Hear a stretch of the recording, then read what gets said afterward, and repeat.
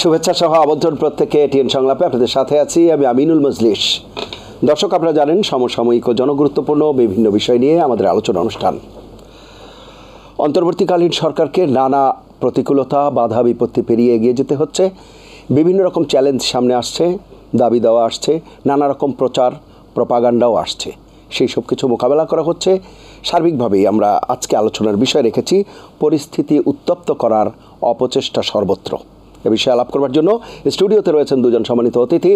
আমাদের সাথে রয়েছেন সামরিক ও রাজনৈতিক বিশ্লেষক অবসরপ্রাপ্ত কর্নেল মোহাম্মদ আব্দুল হক এবং আমাদের সাথে রয়েছেন জাতীয় প্রেস ক্লাবের সভাপতি ও দৈনিক কালের কণ্ঠের সম্পাদক জনাব হাসান হাফিজ। আপনাদের দুজনকে অনুষ্ঠানে স্বাগত। প্রিয় দর্শক, আপনারা যারা অনুষ্ঠান দেখছেন, আশা করছি পুরো অনুষ্ঠান জুড়েই আপনাদেরকে সাথে পাবো। আপনাদের জ্ঞাতার্থে জানিয়ে রাখি, অনুষ্ঠানটি সরাসরি ফেসবুকে সম্প্রচারিত হচ্ছে।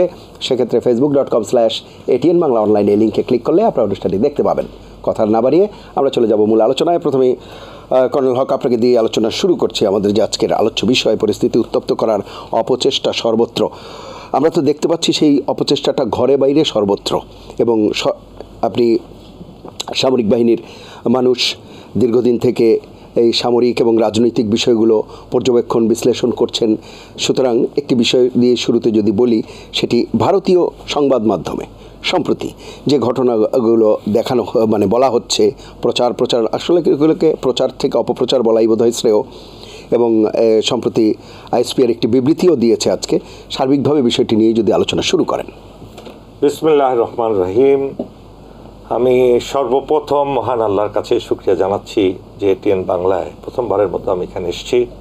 আপনাদেরকে ধন্যবাদ আমাকে আমন্ত্রণ করার জন্য। একই সাথে আমি দর্শক শ্রোতাদের কাছে আমি আমার আন্তরিক কৃতজ্ঞতা জানাচ্ছি যে আপনারা আমার অনুষ্ঠান ব্যাপকভাবে দেখেন এবং কমেন্ট করেন।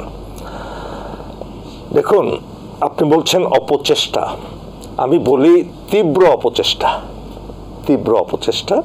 এবং এই অপচেষ্টাটা বেশিরভাগ ক্ষেত্রেই সাকসেসফুল হচ্ছে। আমরা মাঝে মাঝে একটা জিনিস ভুলে যাই, আমাদের জাতি বা গোষ্ঠী, ইন্ডিয়া কিন্তু আমাদের চিরস্থায়ী শত্রু, বন্ধু নয়। এই জিনিসটা আপনাকে মনে রাখতে হবে। হয়তো অ্যাপারেন্টলি আন্তর্জাতিক কূটনীতির নিয়মকানুন অনুসরণ করে তারা হয়তো আমাদেরকে স্বীকৃতি দিয়েছে, কিন্তু তাদের অন্তরের অন্তঃস্থল থেকে এই বাংলাদেশ নামক দেশটিকে তারা কখনো একটি স্বাধীন সার্বভৌম দেশ হিসাবে গ্রহণ করে নেয়নি। সেটার প্রমাণ অসংখ্য। 1947 সালের 14 আগস্ট যখন পাকিস্তান বা তৎকালীন ইস্ট বেঙ্গল এবং পশ্চিম পাকিস্তান নামে এবং ইন্ডিয়া নামে দুই ভাগে বিভক্ত হলো, তারও আগে থেকে 1757 সাল থেকে কিন্তু এই বঙ্গভূমিকে নিয়ে তাদের ষড়যন্ত্র চলছে। এটা আমাদের জাতি জানে না, ইতিহাস পড়ে না, এই জন্য জানেও না। তারা কখনো চাচ্ছিল না তাদের পেটের ভিতরে একটা মুসলিম অধ্যুষিত সত্যিকারের ইসলামী আদর্শে উজ্জীবিত একটা জাতি, একটা অংশ টিকে থাকবে। এটা তারা কখনো করছিল না, সহ্য করতে পারছিল না। আমি তাদের জায়গায় আমি হলো তাই করতাম, হয়তো আপনিও করতেন। এটা তাদের দেশপ্রেমের বহিঃপ্রকাশ, এটা তাদের জন্য ঠিক আছে। কিন্তু দুঃখজনক হলো সত্য, যেই সন্তানটাকে এত ভাইরাসে আক্রমণ করছে, সেই সন্তানের মা বাবা আত্মীয় স্বজন একবারই নিষ্প্রভ।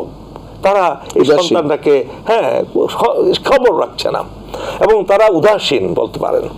সেই থেকে শুরু কিভাবে পাকিস্তানকে বিভক্ত করবে, প্রত্যেকটা step by step they took all the hegemony, propaganda, কিংবা কিভাবে এই দেশের দুইটা জিনিসকে তারা প্রথমত টার্গেট করে।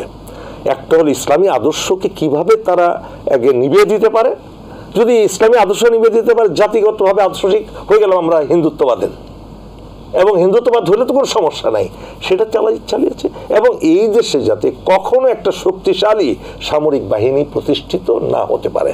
দুটো টার্গেট, অর্থাৎ আপনার দেহটাকে যদি আমি টার্গেট করি, আপনার দুটো জিনিস আমি যদি ধ্বংস করতে পারি, একটা হলো আপনার শরীরের প্রতিরোধ ক্ষমতা আমি ধ্বংস করে দেব, আপনি সর্দিতেও মারা যেতে পারেন তখন ইমিউন ডেফিসিয়েন্সিতে।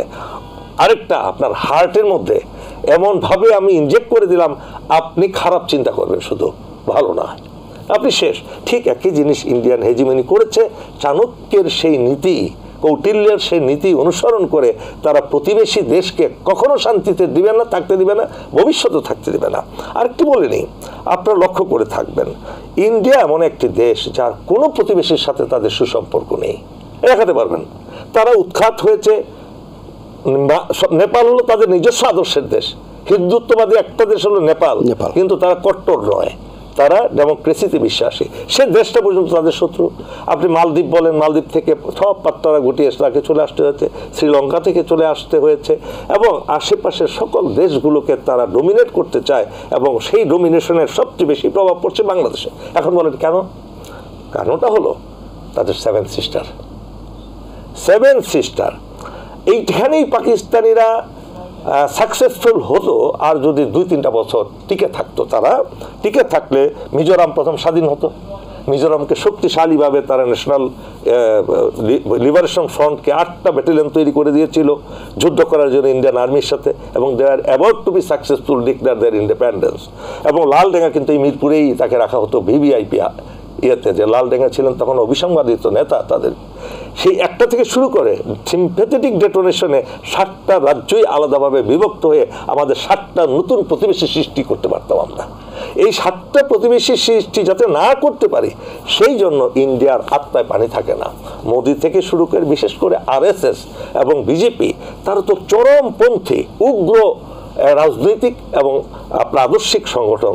তারা মুসলমানদেরকে সে দেশে যেভাবে অত্যাচার নিপীড়ন করে, ঘরে ঘরে হত্যা করে, বুলডোজার দিয়ে গ্রাম ধ্বংস করে দিয়ে, তাদের মসজিদ সব কিছু ভেঙে দিয়ে সেখানে মন্দির তৈরি করে, পৃথিবীতে আরেকটা দেশে এরকম উদাহরণ আছে।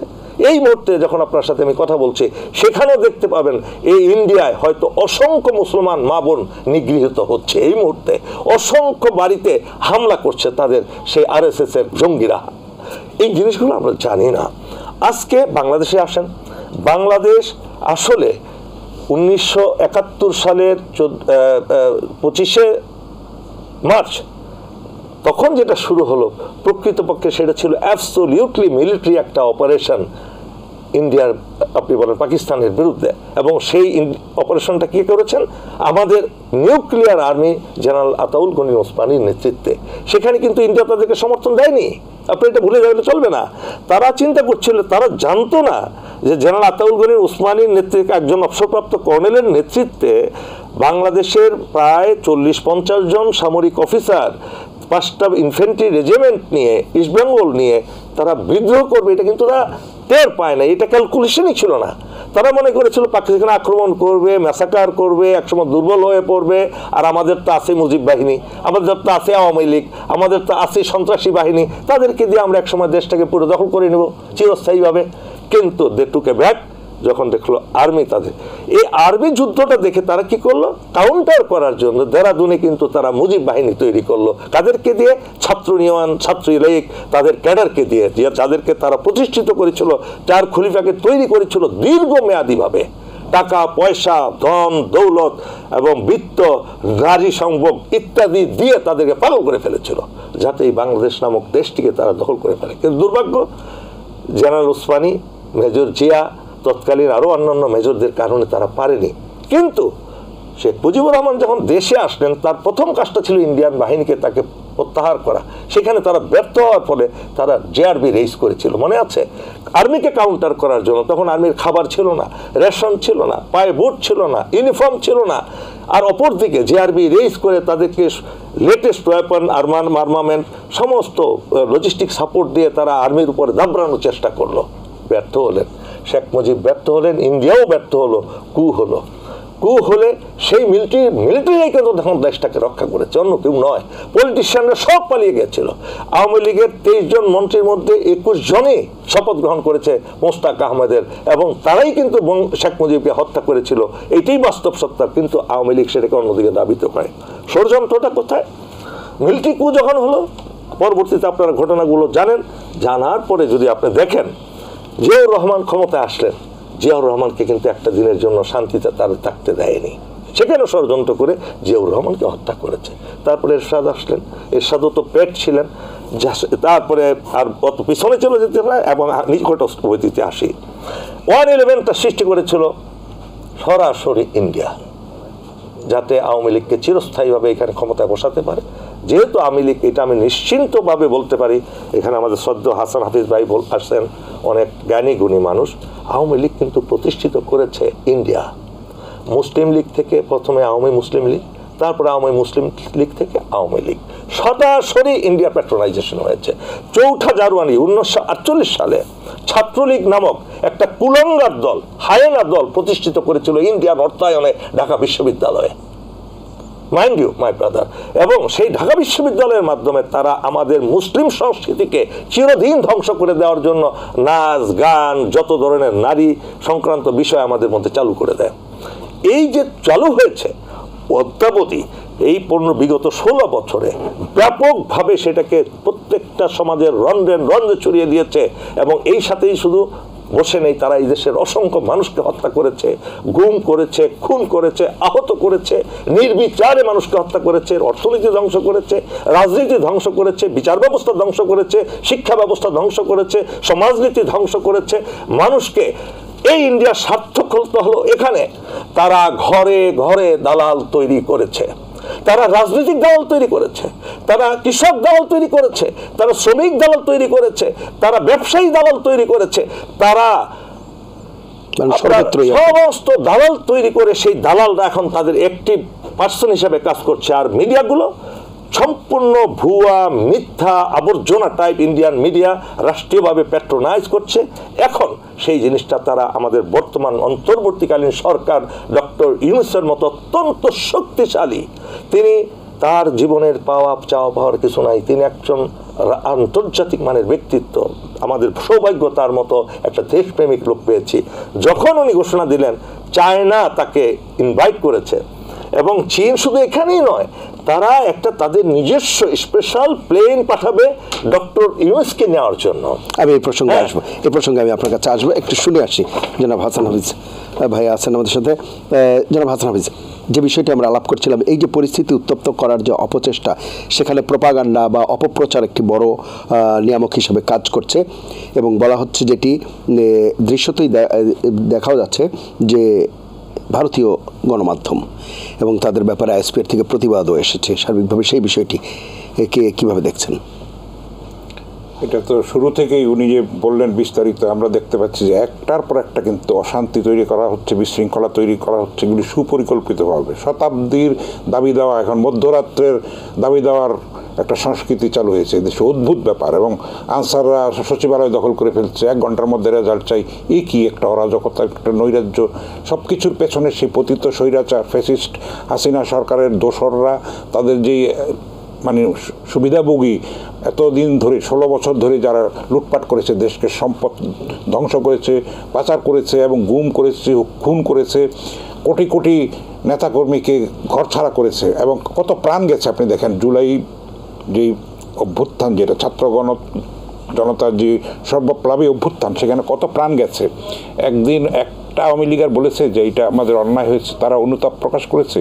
সুতরাং এই মাটিতে তো আওয়ামী লীগের ঠাঁই হতে পারে না। সেটা জাতীয় নাগরিক পার্টি, ছাত্র যে নতুন রাজনৈতিক দল, তারা সেই অঙ্গীকারে দৃঢ় আছে, এবং দেশবাসীও সেটা ভোটের মাধ্যমে প্রমাণ করবে।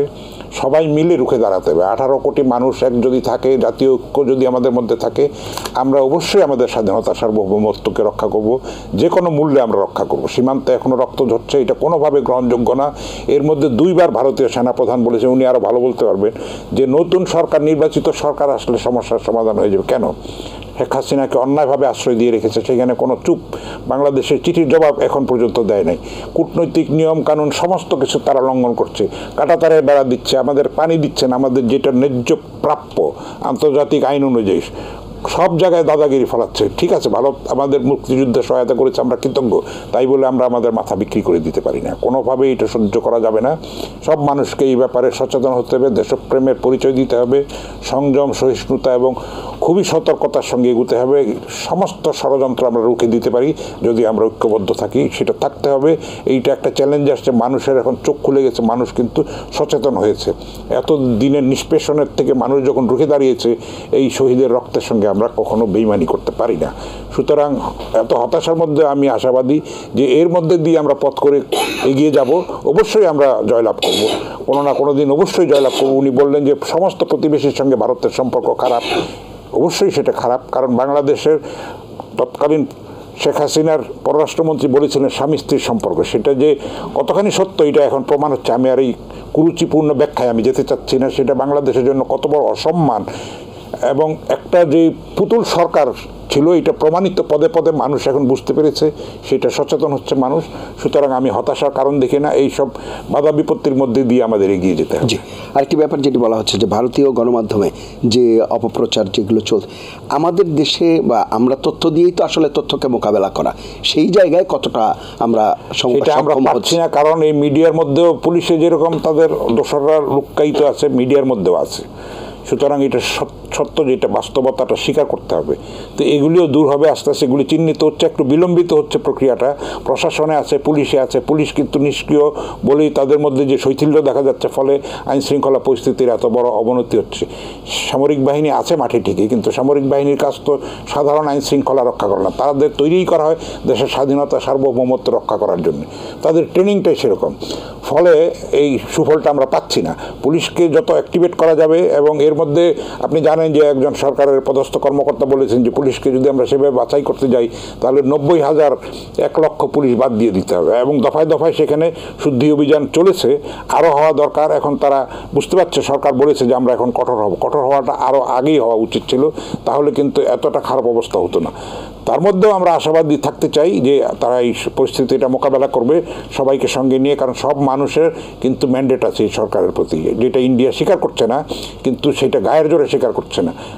নির্বাচন কবে হবে, শিগগিরই হবে, কিন্তু সেটা এখনও অনিশ্চিত, কিন্তু এই সরকারকে স্বীকৃতি দিতে হবে, এবং জুলাইয়ের গণ অভ্যুত্থানকে ইন্ডিয়াকে মানতে হবে, এটা একটা বাস্তবতা। উনি বললেন যে এখন চীন কিন্তু আমাদের হাত বাড়িয়ে দিয়েছে, চীনের সহায়তা আমাদের প্রয়োজন হবে। এর মধ্যে আপনি জানেন যে চীনে আমাদের চিকিৎসার জন্য একটা বাহিনী গিয়েছে, একটা দল গিয়েছে কুনমিংয়ে, এবং তারা একদিনের মধ্যে ভিসা দেবে বলেছে, চীনের রাষ্ট্রদূত বলেছেন। তো ফলে আমাদের কিন্তু চীনের সঙ্গে পিপল টু পিপল রিলেশন একটা গড়ে তুলতে হবে, তাহলেই কিন্তু আমাদের অস্তিত্ব রক্ষাটা সহজতর হবে। জি, আমি আসবো আবার আপনার কাছে। মিস্টার হক, যে বিষয়টি আলোচনা করছিলাম, আপনি বলছিলেন যে চীনের সাথে ডক্টর ইউনূসের মানে তাকে যেভাবে তারা গ্রহণ করবে, বা যেভাবে তারা আমন্ত্রণ জানিয়েছে, সেই বিষয়গুলো আলাপ করছিলেন। খুবই গুরুত্বপূর্ণ কিন্তু আপনার বিষয়টা। চীন এত গুরুত্ব দিচ্ছে বাংলাদেশকে এখন, এবং এটা তাদের স্বার্থেই দিচ্ছে তারা। বাট চীন ডক্টর ইউনূসের মতো লোককে যে সম্মান দিচ্ছেন, এটা ইন্ডিয়া সহ্য করতে পারছে না। স্পেশাল প্লেন দিয়ে নিয়ে যাবে, মাইন্ড ইউ মাই ব্রাদার, এই সুসম্পর্কটা হয়ে গেলে ইন্ডিয়া নিশ্চিত তাদের দেশ যে গুরুত্ব তারা পেতে চাচ্ছিল আন্তর্জাতিকভাবে, মোদি হতে চাচ্ছিল আঞ্চলিক নেতা এবং একটা প্রভাবশালী এবং আপনার সুপার পাওয়ারের একটা হতে চাচ্ছিল পঞ্চম সুপার পাওয়ার, সেটা তাদের ঘুরে বালি হবে। এই কারণে একটু আগে আমার শ্রদ্ধেয় হাসান হাফিজ ভাই তো অত্যন্ত দূরদর্শী, এবং বিশেষ করে মিডিয়া জগতে অনেক পুরনো ব্যক্তিত্ব, অনেকগুলো পত্রিকার সম্পাদক, বিভিন্নভাবে উনি অনেক কিছু জানেন। ইন্ডিয়ার যে প্রোপাগান্ডা সেল, তাদের মধ্যে কিন্তু শতভাগ তাদের দেশপ্রেমিক। আপনি একটা আপনি পাবেন না, মিডিয়াও পাবেন না যারা ইন্ডিয়ার বিরুদ্ধে কোনো কথা বলে। আপনি এত মুসলমানকে তারা হত্যা করছে, তাদের উপর নির্যাতন করছে, নিপীড়ন করছে, ধ্বংস করছে বাড়িঘর, একটা মুসলমানকে কিন্তু পাবেন না যারা ইন্ডিয়ার বিরুদ্ধে বিবৃতি দিয়েছে, পাবেন। অথচ বাংলাদেশে কিছুই হয় না, উঠে পড়ে দিয়ে সেই ট্রাম্পের কাছে চলে যায় মহিলা, যে আমাদেরকে নিগৃহীত করা হচ্ছে। এই যে একটা দিক প্রোপাগান্ডা, সর্বশেষ প্রোপাগান্ডা তারা কি শুরু করলো আর্মির বিরুদ্ধে।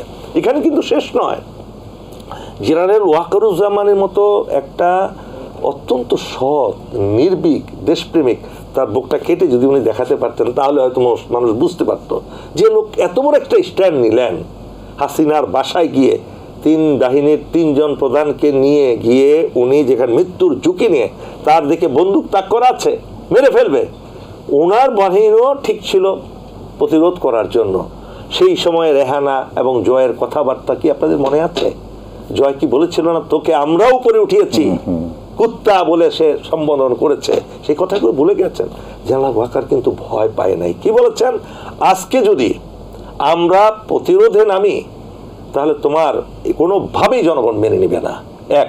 2 নাম্বার, যদি তোমরা আমাকে মেরে ফেলো আগামীকাল তোমার মাকে হত্যা করবে এই দেশের জনগণ। এই যে কথোপকথনগুলো হয়েছে সেগুলো কিন্তু এখন ভুলে যাচ্ছি আমরা। সেই ওয়াকারুজ্জামানের যে দেশপ্রেম, নিখাদ দেশপ্রেমকে এই যারা এখন অস্বীকার করছে তারাই কিন্তু ইন্ডিয়ার দালাল। মাইন্ড ইউ, তারা সেনাবাহিনীকে জনগণের মুখোমুখি দাঁড় করানোর জন্য আমাদের অভ্যন্তরীণ দালালগুলোকে তারা লিলিয়ে দিয়েছে। আমাদের ভুলে গেলে চলবে না, এখন তো বলা হচ্ছে চেইন অফ কমান্ড নাই সেভাবে। This guys of many way তারা সভা করছে, সেমিনার করছে, বিভিন্ন জায়গায় আর্মির বিরুদ্ধে প্রপাগান্ডা করছে, এবং কিছু দুষ্কৃতিকারী ইন্ডিয়ার দালাল আর্মি অফিসার যারা, তারা কিন্তু অহরহ এটার বিরুদ্ধে, এই দেশের বিরুদ্ধে তারা কাজ করছে। হয় ইন্ডিয়া থেকে টাকা পাচ্ছে, অথবা ইন্ডিয়ার কাছে তারা আগেই বিক্রি হয়ে গেছে। তারা অনবরত সামরিক বাহিনীর সংস্কার চায়। আরে ভাই, সামরিক বাহিনীর সংস্কার কি জিনিস? পৃথিবীর সব দেশের সামরিক বাহিনী একই ধাঁচে চলে, একই কমান্ড এন্ড কন্ট্রোল, একই অর্গানোগ্রাম। আপনারা সংস্কার চান, রাজনৈতিক হস্তক্ষেপ যাতে আর্মিতে না হয় সেটা চান। আপনি আর্মি সংস্কার কি? আপনি কি এখন একজন জেনারেলের পরিবর্তে কি মেজরকে আপনি সেনাপ্রধান বানিয়ে দিবেন? চলবে আর্মি একটা কোম্পানি? সেটি নয়, কিন্তু বিগত দিনগুলোতে এনএসআই, ডিজিএফআই প্রত্যেকটা জায়গায় বা বিভিন্ন স্থানে আর্মির যারা নেতৃস্থানীয় লোক ছিলেন তাদের যে ভূমিকা রাজনৈতিকভাবে ব্যবহৃত হওয়ার ব্যাপার, সেটি যাতে ভবিষ্যতে না হয়। বলে দিচ্ছি ভাই আপনাকে, মজলিস ভাই, আপনি আমিনুল মজলিস, খুব শক্তিশালী একজন উপস্থাপক। আপনাকে বলি, আর্মি অর্গানাইজেশন এমন একটা অর্গানাইজেশন, এইখানে আপনার দুর্নীতি কিংবা কোনো খারাপ কাজে আপনি পার্টিসিপেট করার কোনো নাই, অবকাশই নাই। আপনি পারবেন যদি এক কাপ চিনিও চুরি করেন আপনি ধরা পড়ে যাবেন এই অর্গানোগ্রামে। কেউ এখান থেকে সেনাপ্রধান থেকে শুরু করে সৈনিক পর্যন্ত এখানে যেই যখন অন্যায় করবে সাথে সাথে ধরা পড়ে যায়, এবং আর্মি অ্যাক্টের মাধ্যমে তাদেরকে শাস্তি দেওয়া হয়। এই অর্গানোগ্রামের থেকে কেউ কোনো অন্যায় অবিচার করতে পারবে না। হয়েছেটা কি, এইখানে যেহেতু ডেন করতে পারছিলেন না, তখন হাসিনা 2-4 জন দুর্বৃত্ত, 1-2 জন দুর্বৃত্ত সেনাপ্রধান নিয়োগ করেছিলেন, যাদের যোগ্যতা ছিল না সেনাপ্রধান হওয়ার জন্য, এটাকে খাওয়ার জন্য। বুঝতে পেরেছেন? কিন্তু তারা পরিপূর্ণভাবে খাইতে পারে না আর্মিতে। কি হয়েছে, এই আর্মি অর্গানোগ্রামের বাইরে হলো সরাসরি প্রধানমন্ত্রীর অধীনস্থ ডিজিএফআই। আর্মি চিফের করার কিচ্ছু নাই সেখানে, তার কোনো কমান্ড কন্ট্রোলই নাই। চেইন অফ কমান্ডে কিন্তু সরাসরি প্রধানমন্ত্রীর অফিসের অন্তর্গত হলো কে? ডিজিএফআই, পিএসও, ঠিক আছে, তারপরে এনএসআই, তারপরে এসএসএফ, তারপরে র্যাব, আরও অন্যান্য এই অর্গানাইজেশনগুলো সরাসরি তৎকালীন পৃথিবীর ইতিহাসে সবচেয়ে নিকৃষ্টতম একজন সামরিক অফিসার হলেন জেনারেল তারেক আহমেদ সিদ্দিকী। একেবারে অজিত দোভালের হুবহু মানে প্রতিচ্ছবি সে। এই দেশকে, অজিত দোভাল তো তার দেশকে ভালোবাসে, আর এই কুলাঙ্গার এই দেশটাকে বিক্রি করে দেওয়ার জন্য তার নিজস্ব সম্পদ হাজার বিলিয়ন বিলিয়ন ডলার তৈরি করে সে তার আত্মীয় স্বজন সমস্ত লন্ডনে স্থায়ী হয়ে গেছে, তার 14 গোষ্ঠী স্থায়ী হয়ে গেছে। এই শেখ পরিবারের একজনও পাবেন না যাদের এই দেশে শুধু চুরি করছে, বিভিন্ন জায়গায় হাজার প্লট নিয়েছে, কিন্তু এগুলো বিক্রি করার জন্য, এগুলো তাদের সম্পদ বাড়ানোর জন্য, কিন্তু তাদের আসল ঠিকানা হলো বিদেশে। তারা এই দেশটাকে চিরতরে ধ্বংস করার জন্য এই মিলিটারির সেই অর্গানোগ্রামগুলো যেটা দখল করেছিল DGFI, NSI, SSF, BGP, BDR, তারপরে আপনার এই কি বললাম, এনএসআই তো বললাম, আরও যে ইন্টেলিজেন্স অর্গানাইজেশনগুলো, এখানে গিয়ে শতভাগ না হলেও সিনিয়র অফিসারদেরকে তারা করাপশনে ঢুকিয়ে দিয়েছে। দেখেন, আমরা তো মানুষ, মানবীয় গুণাবলীর ঊর্ধ্বে নই, সরলরূপ আমাদের কাজ করে। একজন পুরুষকে যদি একজন মহিলার সাথে অনৈতিক কাজের লিপ্ত করে দিতে পারে, তাকে কাবু করা, যেটা করেছে ইন্ডিয়া। আপনি ইন্ডিয়াতে গেলেন, হোটেলে আপনার ঢুকাই দিবে 2-4 জন, ভিডিও করে ফেলবে, আপনাকে কুপকাট করে ফেলবে। সেইভাবে বেশ কিছু অফিসারকে মিলিটারি ডিসিপ্লিনের বাইরে গিয়ে তারা বিপদগামী করেছে। সেই বিপদগামী অফিসাররা খালেদা জিয়াকে উচ্ছেদ করেছে ক্যান্টনমেন্ট থেকে। সেই বিপদগামী অফিসাররা যা করার সব করেছে। এটাতে আর্মি অর্গানাইজেশনের কোনো দোষ নেই, আর্মি নিজস্ব কোনো দোষ নেই। Army still is a good organisation, দেশপ্রেমিক অর্গানাইজেশন। এখানে একটা কাপ চা চুরি করলেও তাকে শাস্তি দেওয়া হয়, অফিসার যদি অনৈতিক কাজ করে তাকে ডিসমিস ফ্রম সার্ভিস করা হয়। এরকম অসংখ্য অফিসার এখন বাইরে গিয়ে আস্ফালন দেখাচ্ছে ইন্ডিয়ার পকেটে ঢুকে। এই ষড়যন্ত্রটা ইন্ডিয়া তাদের মাধ্যমে এখন করাচ্ছে। আমি কি বুঝাতে পেরেছি? জি জি জি, অসংখ্য ধন্যবাদ। জনাব হাসান হাফিজ, যে বিষয়টি বলছিলেন, এই যে বাহিনীকে দলীয় কাজে ব্যবহার করা বা সরকারি কাজে ব্যবহার করা, মানে রাজনৈতিক উদ্দেশ্যে ব্যবহার করা, সেই জায়গা থেকে বেরিয়ে আসার জন্য কি করণীয় বলে মনে করেন আপনি? সেটা তো আসলে এই রাজনৈতিক ব্যবস্থাটার মধ্যে গলদ আছে, এই কারণে সংস্কারটা প্রয়োজন। এক ব্যক্তির হাতে এত ক্ষমতা দেওয়া হয়েছে, তাকে অন্ধ করে ফেলা হয়েছে, কিয়ামত পর্যন্ত তার কোনো মৃত্যু নাই। শেখ হাসিনা কিন্তু অমর, মানে পরম্পরাক্রমে তারা বংশানুক্রমিকভাবে সবকিছু গণভবন লিখে নিবে, তারপরে মুক্তিযুদ্ধের এবং মুক্তিযুদ্ধের সংজ্ঞা কিন্তু চেঞ্জ হয়ে যাচ্ছে। মুক্তিযুদ্ধ জন্মাচ্ছে 71 সালের পরেও যারা জন্ম নিয়েছে তারাও মুক্তিযোদ্ধা। তো ফলে এই জিনিসগুলিকে ধ্বংস করা হয়েছে, প্রত্যেকটা ইনস্টিটিউশনকে ধ্বংস করা হয়েছে, আর্মিকেও ধ্বংস করা হয়েছে, সেইটার চেষ্টা করা হয়েছে। গণতন্ত্র তো শেষ, নির্বাচন, আমি ডামি নির্বাচন, রাতের নির্বাচন, তারপরে বিনা প্রতিদ্বন্দ্বিতার নির্বাচন, টোটাল একটা প্রহসনে পরিণত করা হয়েছে। দেশটা যেন একটা চর দখলের মতো করে দখল করে নিয়েছে। এগুলি একটার পর একটা বেরোচ্ছে, আরও বেরোবে। ফলে এই জঞ্জাল সাফ করা কিন্তু এই 24 জন উপদেষ্টার পক্ষে মানে রাতারাতি সম্ভব না। আমরা বেশি অসহিষ্ণু হয়ে যাচ্ছি, আমাদেরকে একটু ধৈর্যের পরিচয় দিতে হবে। সংস্কারটা চলতে থাকুক, নির্বাচনটাও হোক, এই বছরের মধ্যেই হোক। তখন কিন্তু ভাই, আমি নির্বাচন প্রসঙ্গে আসবো। যেহেতু আমাদের সার্বিক পরিস্থিতি, বিশেষ করে আইন শৃঙ্খলা পরিস্থিতির অবনতির বিষয় প্রতিনিয়তই আমাদেরকে দেখতে হচ্ছে, পোহাতে হচ্ছে এই দুর্ভোগগুলো, এবং রাজপথেও আমরা দেখছি, সেজন্য গণমানুষকে নামতে হচ্ছে। সেই জায়গাতে আপনার কি মনে হয়, এই যে আইন শৃঙ্খলা পরিস্থিতির মানে রাশ টেনে ধরা যাচ্ছে না বা এই অসহনীয় পর্যায়ে চলে যাচ্ছে, সেটির মূল কারণটি কি বলে মনে করেন? কেবলমাত্র জনসচেতনতা, কিংবা কেবলমাত্র আইন শৃঙ্খলা বাহিনীর নিষ্ক্রিয়তা, নাকি এর মধ্যে কোনো রকম ইন্ধন বা কোনো যোগসাজশ বা কোনো উদ্দেশ্য আছে? প্রতিনিয়ত ইন্ধন আছে, দেশের মধ্যে থেকে ইন্ধন আছে, দেশের বাইরে থেকে আছে। এবং তারা 15 বছর 16 বছর যে লুটপাট করেছে, সেই সব টাকা আমরা শুনতে পাচ্ছি যে সেই কুলাঙ্গার বেনজির আইজির, মানে সে বাইরে থেকে স্পেন থেকে ষড়যন্ত্র করছে। তাদের এই পুলিশ বাহিনীতে কিন্তু এখনও বহু লোক আছে যারা অস্থিরতা তৈরি করছে। ছাত্রলীগের, তথাকথিত নিষিদ্ধ ছাত্রলীগের নেতারা কিন্তু নানান ধরনের ষড়যন্ত্রে লিপ্ত। চুরি, ছিনতাই, রাহাজানি, ডাকাতি, ধর্ষণের সেঞ্চুরি যেই দল করতে পারে, সেই দলের তো কোনো রাজনৈতিক কোনো পরিচয় থাকতে পারে না।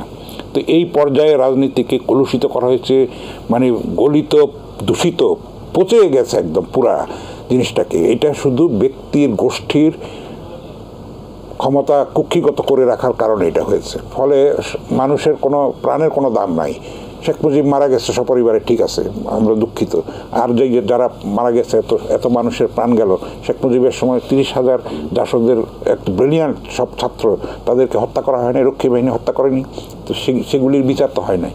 এগুলি তো সিরাজ শিকদারকে তো বলা হয়েছিল মারার পরে, সিরাজ শিকদার তো পালিয়ে যাওয়ার লোক ছিল, কোথায় আর সিরাজ শিকদার, এটা শেখ মুজিব দম্ভ করে সংসদে বলেছিলেন।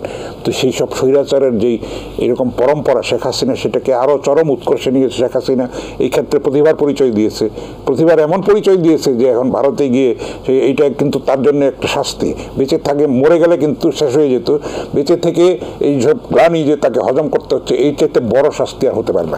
আর দীর্ঘজীবী হোক এবং আরও শাস্তি ভোগ করতে থাকুন। জি, আমি আসবো আপনার কাছে। আইন শৃঙ্খলা পরিস্থিতি নিয়ে বলছিলাম যে কিভাবে এই বিষয়টিকে আসলে প্রপারলিকে হ্যান্ডেল করা যাচ্ছে কিনা, কিংবা যদি না যায় তাহলে সেটা কেন করা যাচ্ছে? দেখুন, আমি আগেই বলেছি যে ইন্ডিয়ার মাধ্যমে, এই আওয়ামী লীগের মাধ্যমে সমাজের প্রতিটি অর্গানাইজেশনকে তারা ধ্বংস পরিণত করেছে।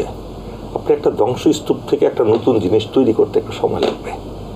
আপনি মনে করেন এই ক্যামেরার সমস্ত কিছু ভেঙে ফেলছে, আপনি এই ক্যামেরাটা কি হঠাৎ করে আপনি ব্যবহার করতে পারবেন? পারবেন না। এটাকে সময় দিতে হবে, নতুন নতুন পার্টস লাগাতে হবে, বদলাইতে হবে, জোড়া দিতে হবে। সবচেয়ে বড় ক্ষতি যেটা করেছে আওয়ামী লীগ এবং তাদের দোসররা এই দেশে, মানুষের চরিত্র নষ্ট করে দিয়েছে, মানুষের মূল্যবোধ নষ্ট করে দিয়েছে, মানুষের ভিতরে মিথ্যাচার ঢুকিয়ে দিয়ে।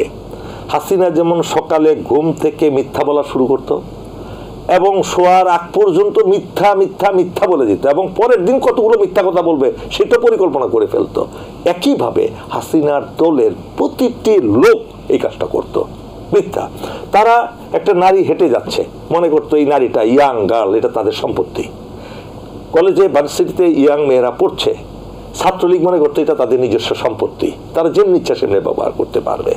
এই যে পদস্খলন, নৈতিক পদস্খলন, মানসিক পদস্খলন, আত্মার পদস্খলন, আত্মা কুলুষিত করে ফেলেছে 16 বছরে পুরো জাতির এই 18 কোটি লোককে এই এমন প্রতিগন্ধময় পরিবেশে রেখে সকলকে, আপনাকে আমাকে সহ সাইকোপ্যাথ বানায় ফেলছে। আপনি বিশ্বাস করুন, আমাদের কথাবার্তায় কিন্তু যদি গভীরভাবে যারা এইটা বিষয়ের গবেষক, তারা কিন্তু কিছু কিছু জিনিস বের করতে পারবেন যে আমরা সাইকোপ্যাথ হয়ে গেছি। এই যে সাইকোপ্যাথ তৈরি করে দিয়েছে, পুলিশের সবচেয়ে বেশি এফেক্ট করেছে। যে পুলিশ দেশের জনগণের বন্ধু হওয়ার কথা, সেই পুলিশের হাতে আপনি তুলে দিয়েছেন মারণাস্ত্র, লিথাল ওয়েপন। ব্যাটন ছিল পুলিশের সারা পৃথিবী ব্যাটন, এবং সর্বোচ্চ অস্ত্র হলো একটা পিস্তল থাকবে পার্সোনাল প্রোটেকশনের জন্য। আপনি যান ইউরোপ, আমেরিকা, যত দেশে যান, এটি তো অস্ত্র।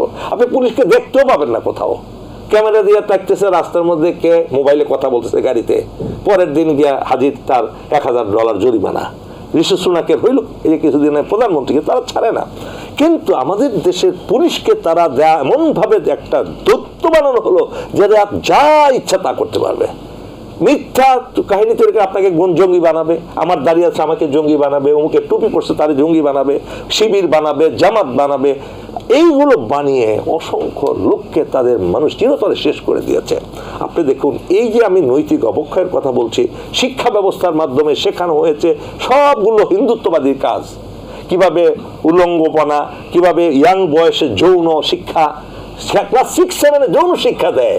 আপনি বলেন, এবং এটাকে বলে কোনো পাপ না, যদি পারস্পরিক সম্মতিতে তোমরা একসাথে মিলিত হও, এটা কোনো অন্যায় নয়, এটা তোমাদের অধিকার। এগুলো শিখাইছে না এই বামপন্থী নরকের গোষ্ঠীরা, নরকবাসী যেগুলো শয়তানগুলো শিখাইছে না? এই যে জাতিকে নষ্ট করে দিয়েছে, এর মধ্যেও আশার আলো হলো অনেক সংগঠন ছিল, অনেকেই তারা চেষ্টা করেছে এর ভিতরেই কিছু কিছু লোককে ধরে রাখা, এবং সেই ধরে রাখার লোকগুলোর সংখ্যা বেশি নয়। তারা এখন প্রাণান্তকরভাবে তার চেষ্টা করছে এটাকে ফিরিয়ে আনার জন্য। পুলিশকে তো চেষ্টা করছে তারা ফিরিয়ে আনার জন্য। পুলিশের যে যেমন general Jahangir, lieutenant general Jahangir Alam, যে যত কথাই বলুক, আমি স্যারকে ব্যক্তিগতভাবে চিনি, তাকে আমি যেহেতু আমার সিনিয়র, অনেক সিনিয়র হিসেবে সহকর্মী, মনটা দিলটা দেশপ্রেমে পরিপূর্ণ। কিন্তু তিনি, তার হাত লাগবে তো কাজ করতে, ডান হাত লাগবে, বাম হাত লাগবে, মাথা লাগবে, পা লাগবে, সেগুলো যদি ঠিক না হয় কাদের দিয়ে কাজ করবেন? একটু আগে বলেছি, he is trying his best to establish the law and order situation and bring it to the right track. এই রাইট ট্র্যাকে আনার জন্য আমাদের দেশের ওই যে টাকা পয়সা, ভাই বললেন একটু টাকা পয়সা রেখে গেছে, বাঙালি তো চরিত্রহীন করে ফেলছে। 1000 টাকার একটা বান্ডেল দিলে আপনি তাকে দিয়ে যা ইচ্ছা তা করে দিতে পারবেন। এটার সাথে যুক্ত হয়েছে দুর্বৃত্ত কিছু রাজনীতিবিদ, তারা পর্দার আড়ালে চলে গেছে, চিন্তার আড়ালে চলে গেছে। আওয়ামী লীগ আসার আগে যে যারা দুর্বৃত্ত ছিল, জিরো থেকে হিরো হয়েছে রাজনীতিবিদদের, সেটা কি ভুলে যাই আমরা? ভুলে গেছি অলরেডি। তারা কিন্তু আর এখন লাইমলাইটে আসে না। আপনি আওয়ামী লীগের আগে আপনি শত শত রাজনীতিবিদরা ফকিরনি থেকে 1000 কোটি টাকার মালিক হয়েছে না, বিলিয়নার হয়েছে না? তারা কি এগুলো ভালোভাবে অর্জন করেছিল টাকা? তারা গুম, খুন, নারী নির্যাতন, হত্যা, রাহাজানি সবকিছু তো করেছে। তাদের কথা কিন্তু এখন আমরা ভুলে গেছি। কিন্তু তারাই এখন লিড নিচ্ছে বিভিন্ন রাজনৈতিক দলের ছায়াতে, আবরণে তারা লুটপাট করছে, মানুষের ঘরে ঘরে গিয়ে চাঁদা দাবি করছে, কেউ বিরোধিতা করলে তার নামে কেস দিচ্ছে। একই জিনিস চলছে। আপনার এলাকাতে যান, আপনি পাবেন, আমার এলাকাতে যান, আমি পাবো, বাইরের এলাকাতে যান, যারা আছেন সবার এলাকাতে তারা এই দুর্বৃত্তায়ন চালাচ্ছে। এবং তারা মনে করেছে আমরা তো এখন আবার মালিক দেশের, আওয়ামী লীগ খেয়ে গেছে, আমরা খাবো। এই যে একটা পরিস্থিতি, এই পরিস্থিতিটাকে মোকাবেলা করার জন্য ডক্টর ইউনূসের হাতকে শক্তিশালী এবং সামরিক বাহিনীকে পরিপূর্ণভাবে সমর্থন। সামরিক বাহিনীর কোনো সমালোচনা করা যাবে না, সামরিক বাহিনীর সমালোচনার কোনো প্রয়োজন নাই। সেনাপ্রধানই যথেষ্ট সামরিক বাহিনীর কোন জায়গায় হাত দিতে হবে, কাকে কোন সময় সাইজ করতে হবে, কাকে কোন সময় পানিশমেন্ট দিতে হবে, it is his own way of command. তার কমান্ড স্টাইল তার। আপনি আপনি আমি হস্তক্ষেপ করতে পারি না। দেখতে হবে তার দেশপ্রেমের অভাব আছে কিনা, সে কি তার স্বার্থ নিয়ে চিন্তা করছে কিনা, সে বিদেশে টাকা পাচার করছে কিনা, সে তার আত্মীয় স্বজনকে প্রভাবিত করছে কিনা, তার আত্মীয় স্বজনকে নেপোটিজম করছে কিনা। যতক্ষণ দেখতেছি যে না, সে সততার সাথে তার বাহিনীকে কমান্ড করছে, তার হাতকে শক্তিশালী করতে হবে, কিন্তু কুলাঙ্গাররা তাকে নানা অভিধানে, নানা ব্যাখ্যায়, নানা বিশেষণে বিষায়িত করে তার মনটাকে বিষাক্ত। আমি আসবো আবার আপনার কাছে। জনাব হাসান হাফিজ, যে বিষয়টি বলছিলাম, এই যে সামগ্রিক পরিস্থিতি, যেটি আইনশৃঙ্খলা বাহিনীর কথা বলছি, মানে আইনশৃঙ্খলা পরিস্থিতির কথা বলছি, সেই জায়গায় রাজনৈতিক দলগুলোর দায়িত্বশীলতার ব্যাপারটি কেমন দেখছেন আপনি? সবারই দায়িত্ব, শুধু রাজনৈতিক দল না, নিঃসন্দেহে, কিন্তু তাদের নানা রকম দাবি দাওয়া নিয়ে আসছে, তাদের কথার ব্যাপারে, তাদের পদক্ষেপের ব্যাপারে তো এক ধরনের ইনফ্লুয়েন্স কাজ করে, তারা তো একটা প্রভাবক সমাজে বড় ধরনের। অবশ্যই অবশ্যই, দেশটা তো আলটিমেটলি রাজনীতিকরাই চালাবে, নির্বাচনের মাধ্যমেই তো। যাদের আমরা যে কোনো ক্রান্তিকালে দেখা যাচ্ছে আপনার বন্যা, ঝড়, জলোচ্ছ্বাস, যে কোনো কিছুতে রাজনীতিবিদরা এগিয়ে আসছে, দুর্যোগের সময় এগিয়ে আসছে, কিন্তু এই পরিস্থিতিকেও যদি একটি দুর্যোগ বিবেচনা করে তাদের ইউনিট, তাদের সাংগঠনিক শক্তি তো তৃণমূল পর্যায় পর্যন্ত, সেখানে ওয়ার্ডে ওয়ার্ডে কমিটি করে দিয়ে যদি সেই জায়গাতে আইন শৃঙ্খলা গণনার পাশাপাশি কোনো প্যারালাল কিছু করা যায় কিনা, মানে সেই উদ্যোগ তারা কি নিচ্ছে, সেটা এখনো পর্যন্ত দৃশ্যমান না, কিন্তু নেওয়াটা উচিত। এবং সরকারেরও উচিত রাজনৈতিক দলগুলিকে আস্থায় নিয়ে সম্মিলিতভাবে এটা মোকাবেলা করা।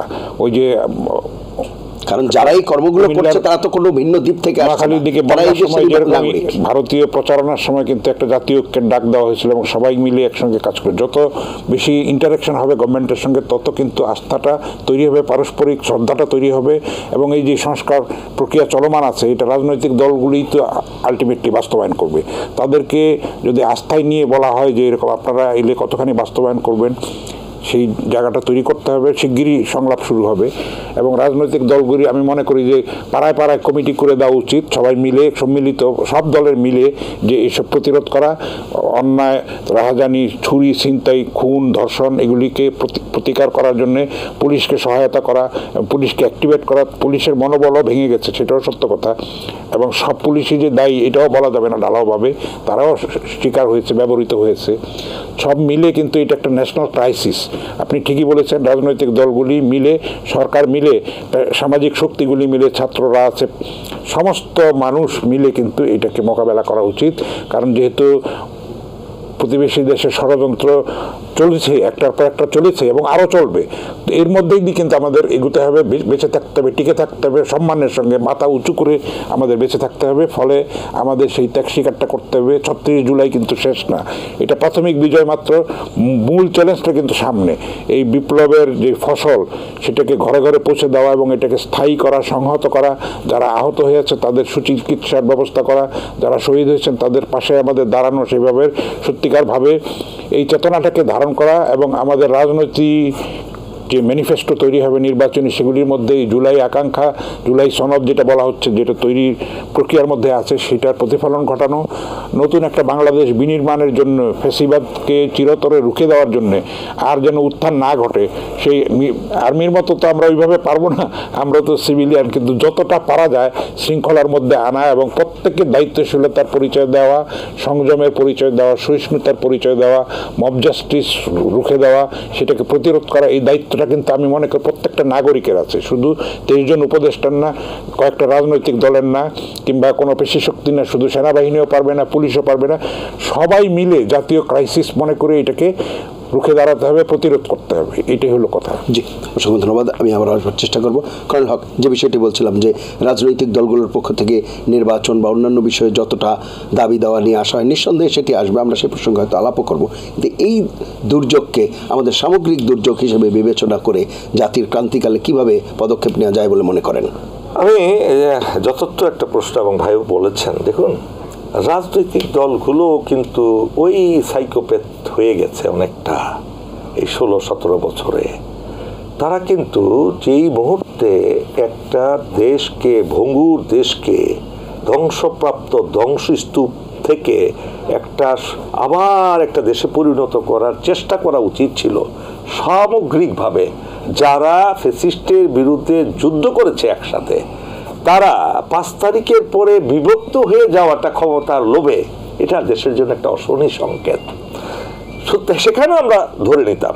কিন্তু যদি প্রত্যেকটি রাজনৈতিক দল তাদের ভিতরে যে ওই ফেসিস্টটা রয়ে গেছে, তাদের আমলের ফেসিস্টটা কিন্তু এখন আস্ফালন দিচ্ছে, কেন তারা ভয় পাচ্ছে যদি ভালো একটা নির্বাচন হয় এবং এদেশের মানুষ যদি সৎ ভালো মানুষকে খুঁজে নেয় নির্বাচনে, তাহলে তাদের সম্পদ রক্ষা করতে পারবে না। তারা তাদের যে অবৈধ বিলিয়ন ট্রিলিয়ন টাকার সম্পদ তারা তৈরি করেছে, বাড়ি গাড়ি বিদেশে সম্পদ সবকিছু মিলিয়ে, তারা কিন্তু এখন চুপে চুপে নাই।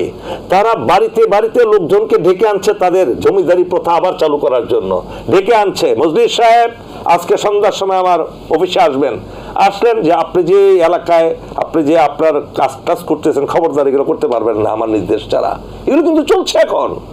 এইগুলো বন্ধ করতে হবে। ক্ষমতার লালসা থেকে বের হয়ে দেশের প্রতি গভীর ভালোবাসা জাগ্রত করার মানসিকতা নিয়ে ডক্টর ইউনূসের হাতকে, উনি যতদিনই ক্ষমতায় থাকেন না কেন ততদিন পর্যন্ত তার হাতকে শক্তিশালী করে দেশটাকে পুনরুদ্ধার করার জন্য যত ধরনের মানে পন্থা অবলম্বন করার দরকার সেগুলো করতে হবে। হিংসা থেকে বের হয়ে আসতে হবে, রাজনৈতিক কাদা ছোড়াছুড়ি থেকে বন্ধ হয়ে আসতে হবে। আপনি এখন করেন না, পার্লামেন্টে যাওয়ার পরে করেন, একজনের সাথে আরেকজনের যুদ্ধ করবেন পার্লামেন্টে গিয়ে, কিন্তু এর আগে আপনারা বন্ধুত্বের পরিচয় দেন। পরস্পরের প্রতি পরস্পরের ভালোবাসা শ্রদ্ধা আন্তরিকতা থাকতে হবে। কেউ কাউকে গালি দিয়ে, ওই একটা জিনিস মনে রাখতে হবে, পিছনের ইতিহাস নিয়ে সামনে আসা যাবে না। আপনারা নিকট অতীত ক্ষেত্রে থেকে বিশ্বাস শিক্ষা গ্রহণ করেন। ওই 50 বছরের আগে 60 বছর আগে কি হয়েছে ওইগুলো নিয়ে কিন্তু আপনারা কাদা ছোড়াছুড়ি করলে আপনারা কিন্তু আরো ধ্বংস হয়ে যাবেন। এই জন্য কবি নজরুল বলেছিলেন একটা কথা, আমরা চলিব পশ্চাতে ফেলি পচা অতীত, গিরি গুহা ছাড়ি খোলা প্রান্তরে গাহিব গীত। এই যে তার কথাগুলো, পচা অতীতকে নিয়ে যারা ঘাটাঘাটি করে তারা কখনো সম্মুখ প্রাণে যেতে পারে না। আপনি করেন ভিয়েতনামের মতো দেশ, যারা আমেরিকার মতো একটা দেশের সাথে যুদ্ধ করে বিজয়ী হয়ে এবং সেই ধ্বংসযোগ্য যে আমেরিকা যে অত্যাচার নিপীড়ন তাদের উপর করেছে পৃথিবীর ইতিহাসে তো হয় নাই, মাটিও বাকি ছিল না স্প্লিন্টারের আঘাত থেকে।